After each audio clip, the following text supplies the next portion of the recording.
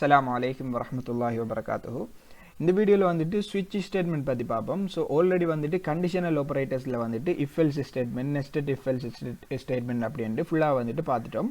So அடுத்த conditional statement இருக்கிறது இந்த switch statement. So இது வந்துட்டு ரொம்பவே வந்துட்டு ஒரு சிம்பிளான ஒரு கான்செப்ட். நீங்க if else statementல வந்துட்டு யூஸ் பண்றதையும் தாண்டி இதுல வந்துட்டு கோட் ரைட் பண்றது ரொம்பவே வந்துட்டு ஈஸியா வந்துட்டு இருக்க போகுது.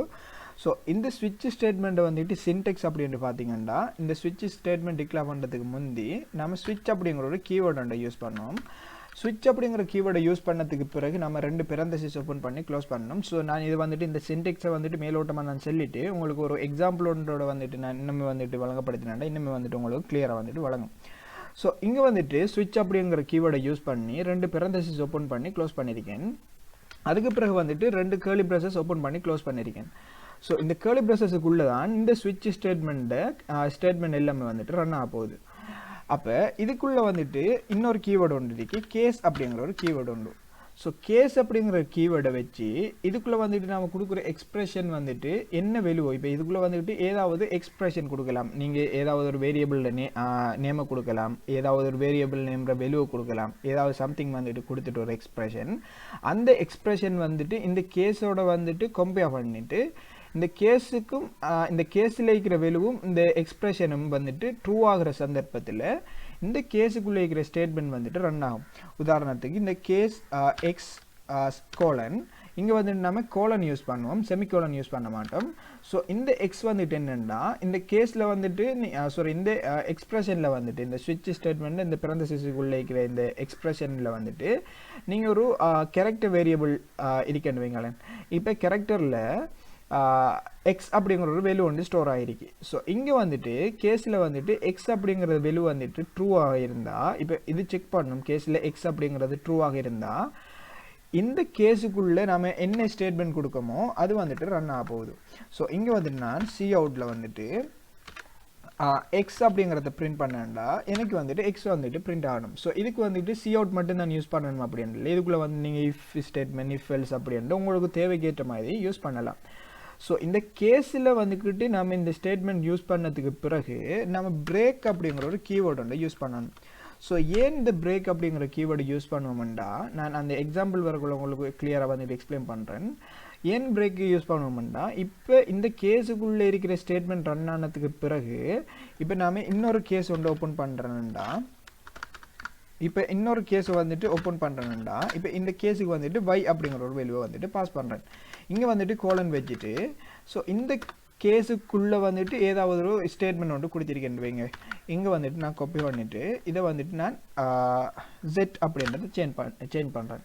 ஸோ இங்கே வந்துட்டு நான் பிரேக் அப்படிங்கிற ஒரு கீவேர்ட் யூஸ் பண்ணலைண்டா இப்போ கண்டிஷனை செக் பண்ணும். இப்போ இந்த வேல்யூ வந்துட்டு நம்ம இதுக்குள்ள எக்ஸ்பிரஷன் வந்துட்டு எக்ஸாக இருந்தால் எக்ஸுக்கு வந்துட்டு இந்த கேஸில் இருக்கிற எக்ஸுக்கு ஈக்குவலாக இருந்தால் இதுக்குள்ளே இருக்கிற ஸ்டேட்மெண்ட் வந்துட்டு ரன் ஆகிட்டு அப்படியே வந்துட்டு நம்ம எதுவுமே வந்துட்டு முடிக்க வேண்டி செல்லலை இல்லையா. அதாவது இந்த ஸ்டேட்மெண்ட் வந்துட்டு ரன் ஆனதுக்கு பிறகு இந்த கோடை வந்துட்டு எக்ஸிக்யூட் ஆக்கிட்டு முடிச்சுடு அப்படின்னு செல்லலை.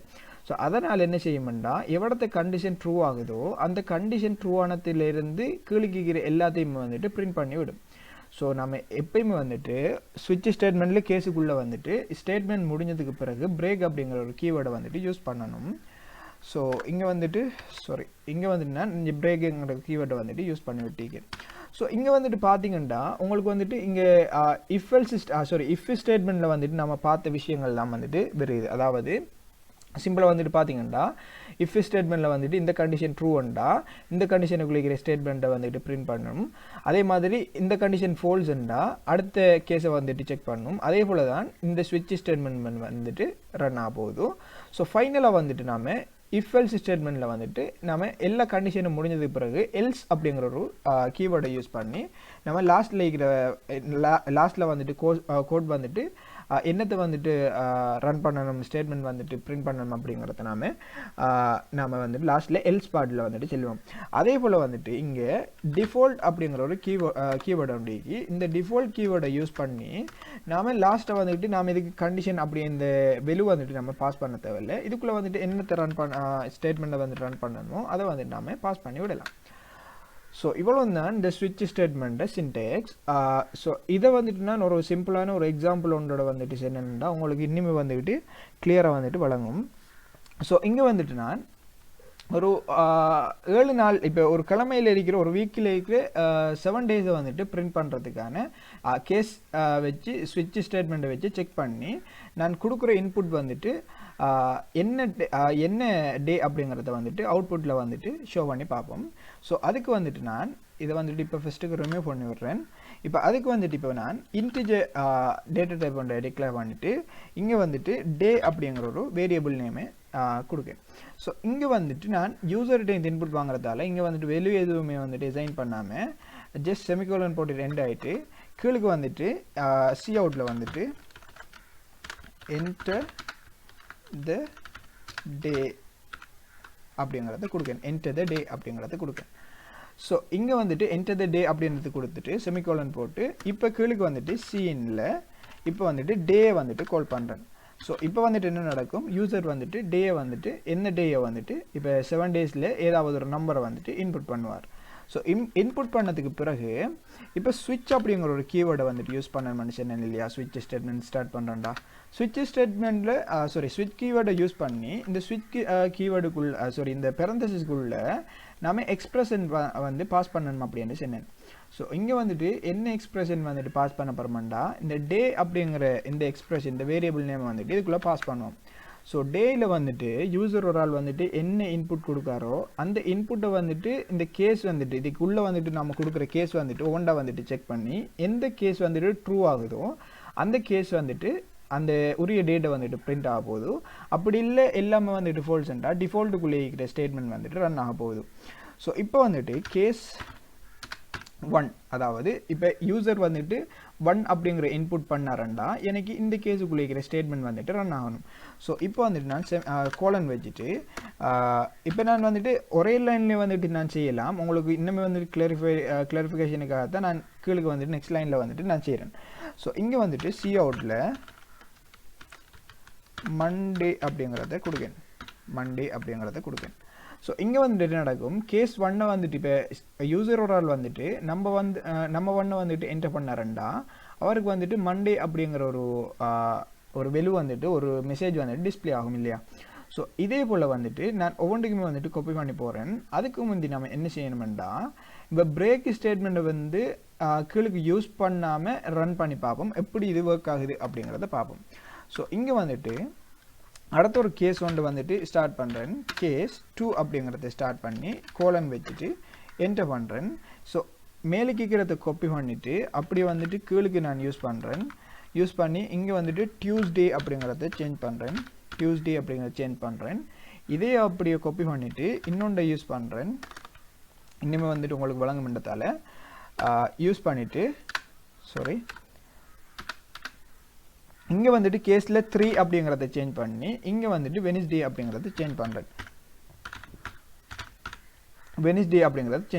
இப்போ வந்துட்டு பார்த்தீங்கன்னா நான் சின்ன மாதிரி பிரேக் கொடுக்கலண்டா எவ்வளத்த கண்டிஷன் ட்ரூ ஆகுதோ, இப்போ நான் நம் 1 அடிச்சேன்டா நம் 1ல் கண்டிஷன் ட்ரூ ஆகும் இல்லையா.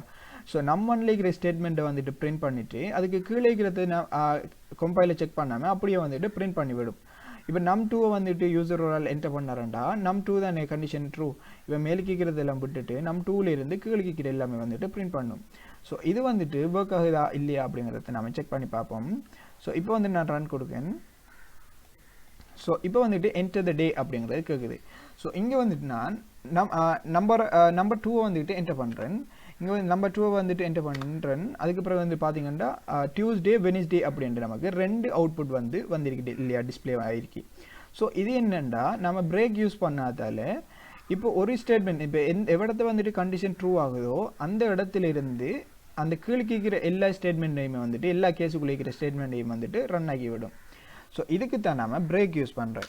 ஸோ பிரேக் வந்துட்டு யூஸ் பண்ணி செமிகோலனோட வச்சோம்னா இப்போ வந்துட்டு எந்த கண்டிஷன் ட்ரூ ஆகுதோ அந்த ஸ்டேட்மெண்ட்டுக்குள்ளே இருக்கிற ஸ்டேட்மெண்ட் மட்டும்தான் இப்போ ரன் ஆக போகுது. ஸோ இப்போ மறுபடியும் வந்துட்டு நான் இப்போ ரன் பண்ணி காட்டுறேன்.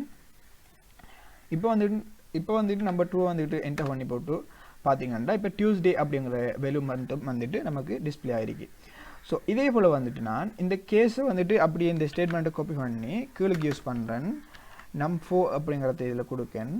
num4 அப்படிங்கிறத கொடுக்கேன். இல்லை num4 அதே மாதிரி இதை வந்துட்டு அப்படியே காப்பி பண்ணி கீழுக்கு யூஸ் பண்ணுறேன். num5 அப்படிங்கிறத கொடுக்கேன்.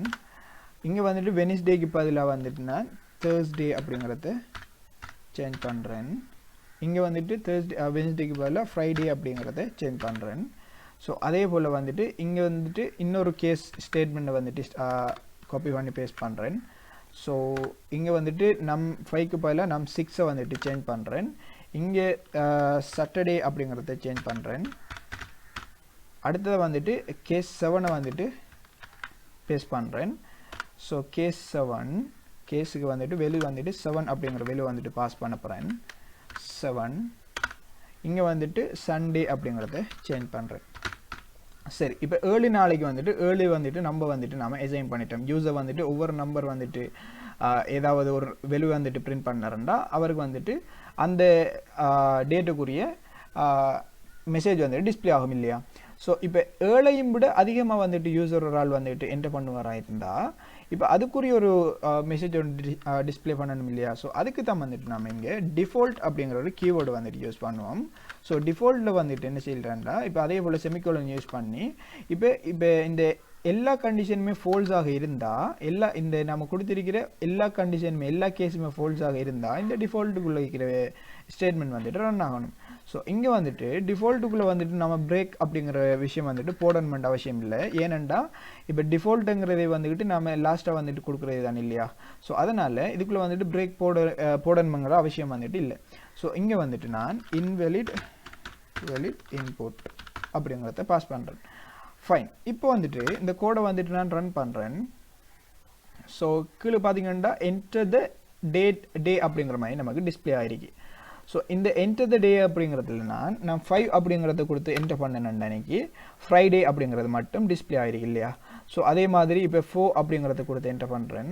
4 அப்படிங்கிறது கொடுத்து என்டர் பண்ணேன்டா இப்போ தேர்ஸ்டே அப்படிங்கிறது டிஸ்பிளே ஆகிருக்கு. ஸோ இங்கே வந்துட்டு நான் 8 அப்படிங்கிறது கொடுத்து என்டர் பண்ண எனக்கு என்ன நடக்கும், எனக்கு அந்த இன்வெலிட் இன்புட் அப்படிங்கிறது டிஸ்பிளே ஆகணும். ஸோ கேஸ் வந்துக்கிட்டு ரொம்பவே வந்துட்டு சிம்பிளான ஒரு கான்செப்ட் உண்டு. ஸோ இவ்வளோ தான் இந்த ஸ்விட்ச் ஸ்டேட்மெண்ட்டில் வந்துட்டு இன்றைக்கி செல்லணும் அப்படின்னு வந்தேன். ஸோ இந்த செஷனில் வந்துட்டு ஏதாவது உங்களுக்கு விளங்கலை அப்படின்னா கட்டாயம் கீழே கமெண்டில் லீவ் பண்ணுங்க. ஆல்ரெடி நான் சொன்ன மாதிரி நானுமே வந்துட்டு இப்போ வந்துட்டு லேர்ன் பண்ணியிருக்கக்கூடிய ஒரு நபர் தான். ஸோ நானும் ஏதாவது எரர்கள் அப்படி விட்டால் ஏதாவது பிள்ளைகள் விட்டால் நீங்கள் கமெண்டில் அதையும் தாராளம் வந்துட்டு கீழே வந்துட்டு கமெண்டில் லீவ் பண்ணிக்கொள்ளுங்க. ஸோ அதையும் வந்துட்டு இன்றைக்கி சேஞ்ச் பண்ணிக்கொள்றதுக்கு ஒரு சந்தர்ப்பமாக வந்துட்டு இருக்கும். ஸோ எனிவே வந்துட்டு அடுத்த வீடியோவில் வந்துட்டு இதை வச்சு வந்துட்டு எப்படி நம்ம நெஸ்டட் ஸ்விட்ச் ஸ்டேட்மெண்ட் வந்துட்டு க்ரியேட் பண்ணுறோம் அப்படிங்கிற மாதிரி அடுத்த வீடியோவில் வந்துட்டு பார்ப்போம். எனிவே தேங்க்ஸ் ஃபார் வாட்சிங். I am Akthar Farvees. Bye.